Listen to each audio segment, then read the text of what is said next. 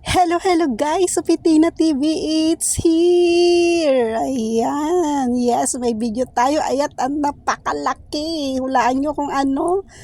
Ang laki-laki niya guys. Ayan na, ayan na. Oh, dragon fruit, o diba? Sobrang laki niya guys. Ang loob niya na yung pulang dragon fruit kasi dalawang klase yan.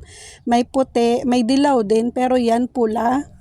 Ayan, buksan na natin at tuwang-tuwa ako dyan at nagulat ako. Sobrang laki niya.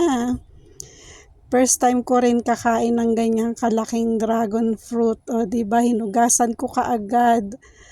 Ayan, hugas muna. Ngayon, try natin buksan at tikman natin kung hanggang malaki lang ba siya o matamis rin. Kasi hindi ko pa alam guys kung matamis yan. Kasi nga nakita ko lang yan doon sa market at binili ko kaagad at tuwang-tuwa ako, di ba? Tcharan! Kulay pula ang loob niya guys. Kung nakikita nyo, tuwang-tuwa ako dyan kasi ang laki niya talaga at mauubos ko yan. Tingnan nyo. Patapusin nyo tong video to at mauubos ko yung dalawang hiwa na yan. Umpisa na natin at tikman natin kung talagang matamis siya. Kumuha na ako ng kutsara dyan. At excited na rin akong matikman. O diba, dahil nanonood ka niyan, iinggitin kita kasi susubo ako.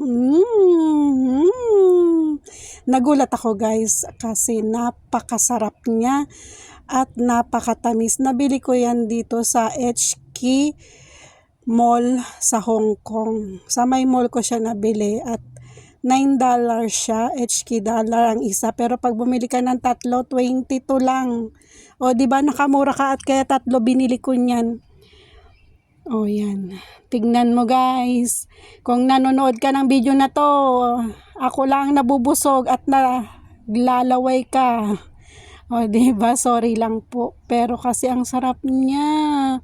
Hindi ko na tinigilan dyan na subo ng subo at napapakilig-kilig pa ako kasi sobrang tamis niya talaga guys. Hindi ako nagbibiro. Malaki na, matamis pa. O diba? Ang dami kong subo niyan dyan guys.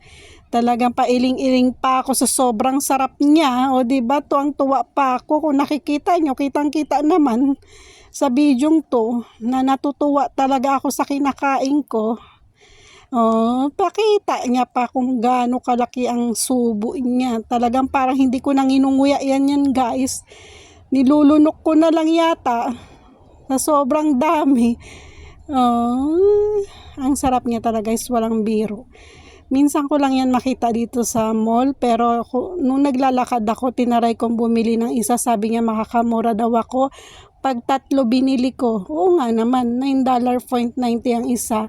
Pag tatlo, 22.40. O diba? Naubos ko siya, pasayaw-sayaw pa si Upitina. Ang dami talagang gutom ni Upitina kaya naubos, pailing-iling pa. Ano kaya ang iniisip ng kumakain na yan? Patingin-tingin pa sa baba taas. Hindi ako nagbibiro, napakasarap niya guys.